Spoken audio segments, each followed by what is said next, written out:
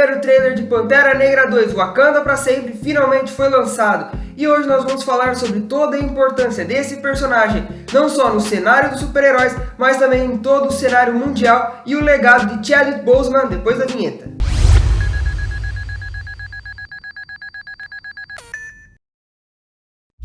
Criado pela dupla de ouro da Marvel, Stan Lee e Jack Kirby, Pantera Negra fez a sua estreia em 1966 em Fantastic Four número 52 na Era de Prata dos quadrinhos. Lee nunca teve interesse em fazer personagens unilaterais que tinham uma moralidade inabalável, o típico personagem homem hétero branco de olhos claros, cabelo sempre arrumado, queixo quadrado e aquele peitoral imponente em sua posição viril de masculinidade e poder. Lee foi o responsável por virar os padrões dos quadrinhos de cabeça para baixo mais de uma vez, dando a oportunidade a um adolescente inseguro e espinhento de se tornar um super-herói independente.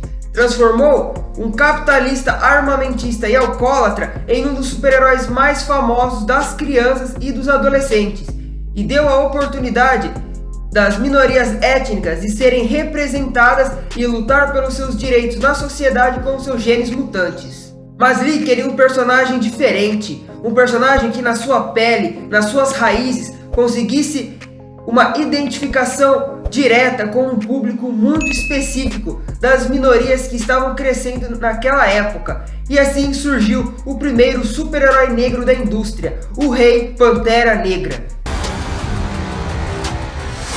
My son, it is your time. Show me my respect and bow down. You get to decide what kind of king you are going to be.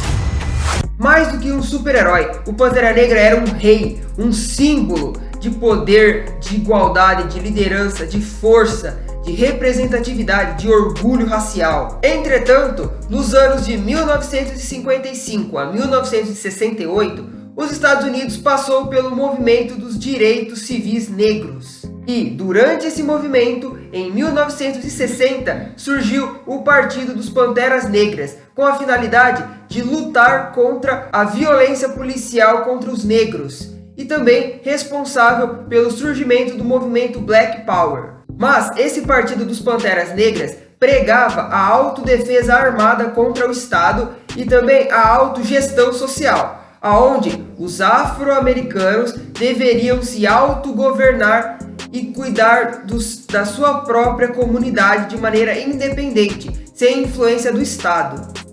E por isso, o Partido dos Panteras Negras, ao longo da história em que eles ficaram na ativa, tiveram muitos conflitos com as autoridades até serem caçados e desmantelados pelo FBI em 1980. E só por curiosidade, toda essa história envolvendo o Partido dos Panteras Negras e a luta dos negros por direitos e os conflitos policiais foi adaptado de maneira brilhante para o cinema no filme Judas e o Messias Negro, que inclusive concorreu ao Oscar de melhor filme e que contava com a lenda Daniel Kaluuya como líder do Partido Panteras Negras, o que é uma puta de uma ironia, já que alguns anos antes de fazer esse filme, o Daniel Kaluuya fez o papel do melhor amigo do Rei T'Challa no filme da Marvel Pantera Negra.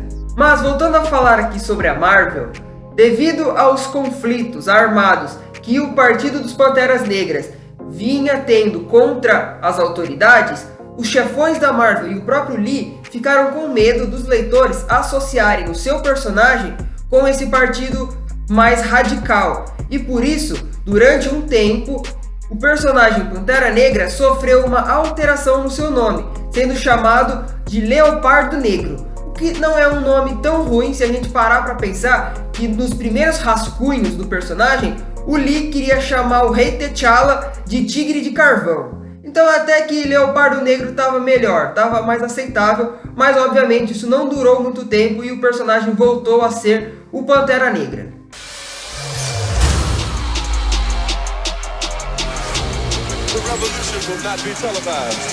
As primeiras ideias de adaptar o Pantera Negra para o cinema começaram nos anos 90. A ideia era ter o ator Wesley Snipes interpretando o Rei T'Challa. Entretanto, essa ideia não seguiu muito adiante Mas Wesley Snipes teve a oportunidade de viver outro personagem negro nos cinemas, o vampiro Blade. Entretanto, a ideia de trazer o rei T'Challa aos holofotes voltou a ser discutido nos bastidores da Marvel em 2005, com a ideia de inaugurar finalmente o universo cinematográfico da Marvel. Entretanto, o rei T'Challa só foi inserido ao UCM em 2016, no filme Capitão América Guerra Civil, e só teve seu primeiro filme solo em 2018.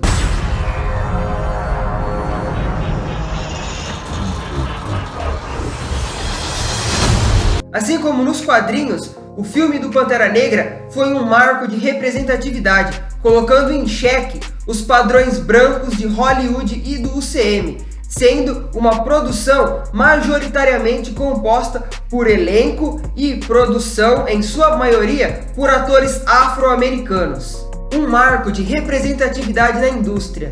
Fora isso, Pantera Negra ainda se consagrou como o filme mais lucrativo dirigido por um negro na história de Hollywood até o momento e ganhou 7 indicações ao Oscar, sendo o primeiro filme de super-herói da história a concorrer ao Oscar de melhor filme. E das 7 estatuetas que ele concorreu, ele levou 3 Oscars para casa.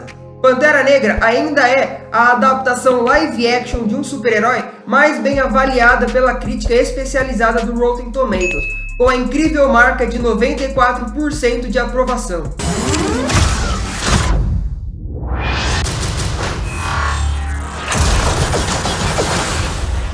The revolution will be live.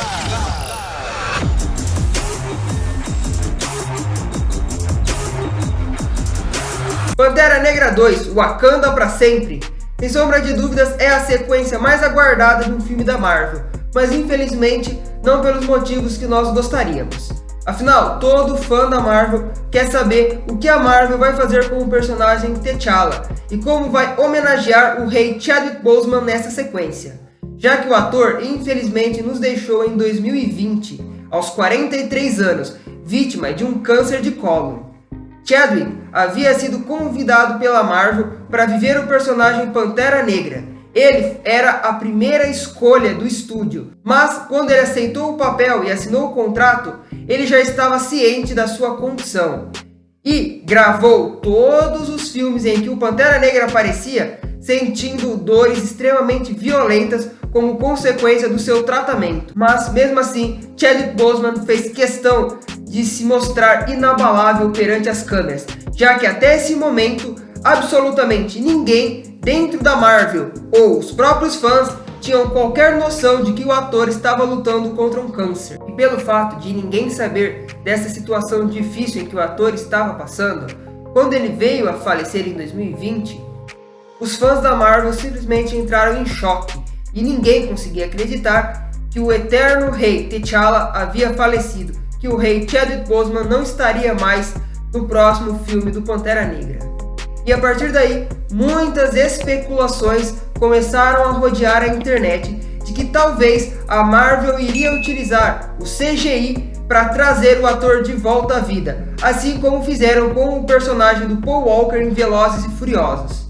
Entretanto, a vice-presidente da Marvel deu uma declaração um tempo depois dizendo que Chadwick Boseman não estava mais entre eles e por isso não havia motivos deles fingirem que ele estava. E por isso a Marvel estaria descartando qualquer chance de utilizar a computação gráfica para trazer o ator de volta à vida. Eu sou a rainha da nação mais poderosa do mundo e a minha família inteira se foi!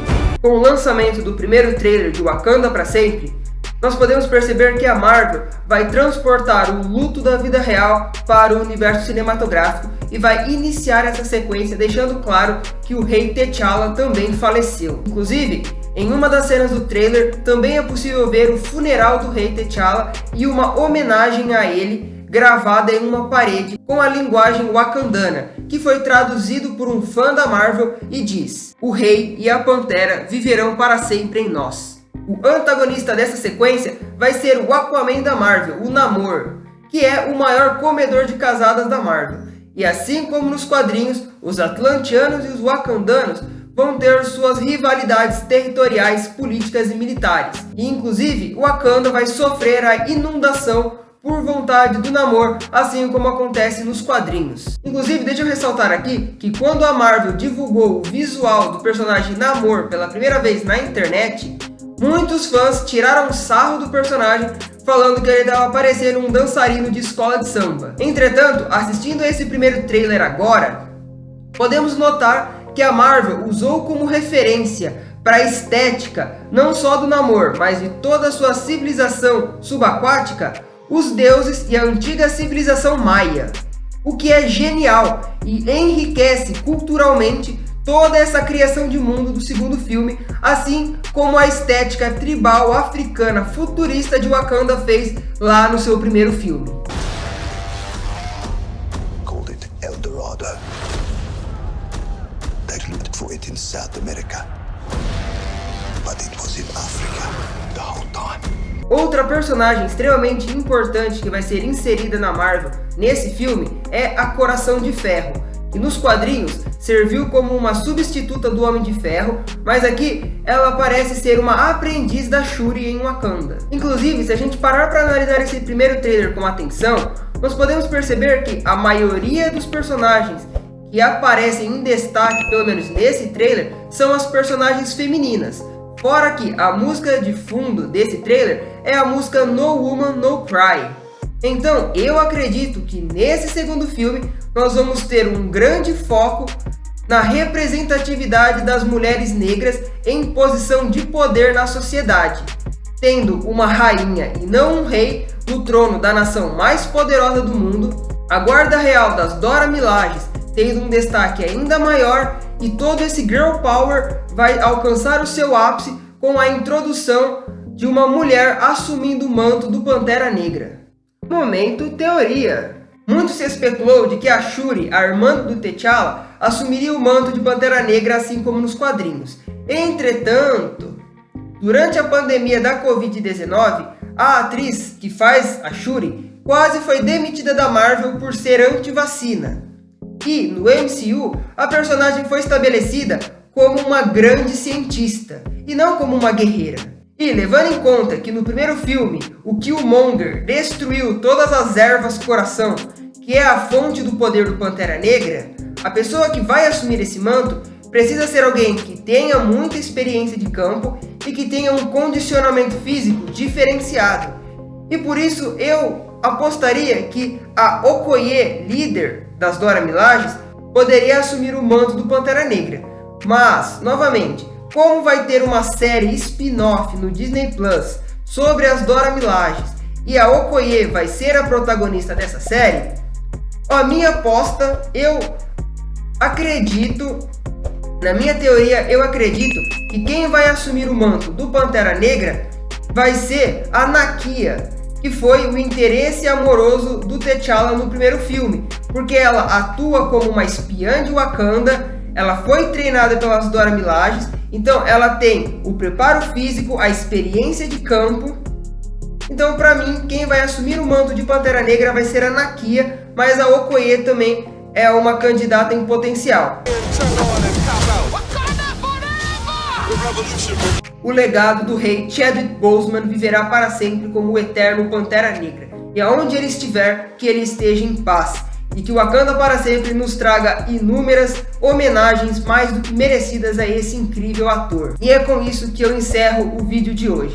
Espero que vocês tenham gostado, deixa o like, comenta, compartilha, diz aqui embaixo o que você espera ver em Wakanda para sempre, quem você acha que vai ser a nova Pantera Negra. Não esquece de assistir o meu vídeo aqui no YouTube Reviver, e que o rei e a Pantera vivam em todos. Na minha cultura, a morte não é o fim. Ela é como um ponto de impulso. Se você esticar os dois braços, Bast e Sekhmet levarão você até os Campos Verdes, onde poderá correr para sempre.